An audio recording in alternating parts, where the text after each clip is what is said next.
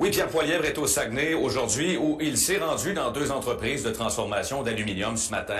Le chef conservateur suggère au gouvernement canadien d'imposer des tarifs douaniers supplémentaires à l'aluminium chinois. Et Jean, le chef conservateur cite le gouvernement américain en exemple. Oui, exact. Parce que depuis le début du mois d'août, Pierre-Antoine, le gouvernement américain impose une surtaxe de 25 % sur l'aluminium chinois.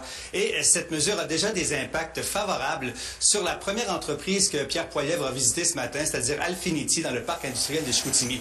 C'est une entreprise qui, au début des années 90, employait 90 travailleurs. Ils ne sont plus que 30. Pourquoi?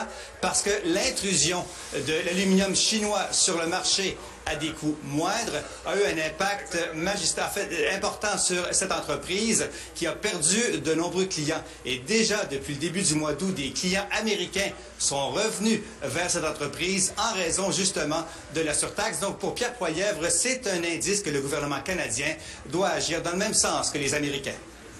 La menace, c'est qu'en Chine, ils donnent des énormes subventions qui réduisent le prix en bas de notre produit et qui menacent nos marchés ici, même en Amérique du Nord. Aussi, c'est nécessaire parce que sinon les Américains vont probablement nous frapper avec des autres tarifs à nous. Donc, il faut aligner avec notre partenaire en affaires afin de protéger les emplois. Aussitôt que la mesure a été prise là, au début du mois, la semaine d'après, on a déjà eu des commandes de nos clients qui allaient justement en Asie, qui allaient à l'étranger pour s'approvisionner de tubes étirés. M. Poilievre a aussi parlé du caribou forestier.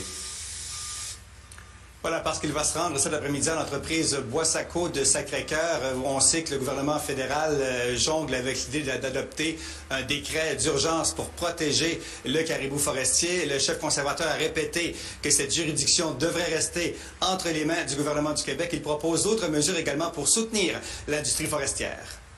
Arrêtez de nuire. Les nouvelles taxes qu'impose Justin Trudeau va détruire des entreprises forestières. Les taxes sur les gains en capital, ça augmente le coût d'investissement, ça empêche les entreprises à acheter de nouvelles machineries. Voilà, on écoute votre compte rendu ce soir. Jean, merci.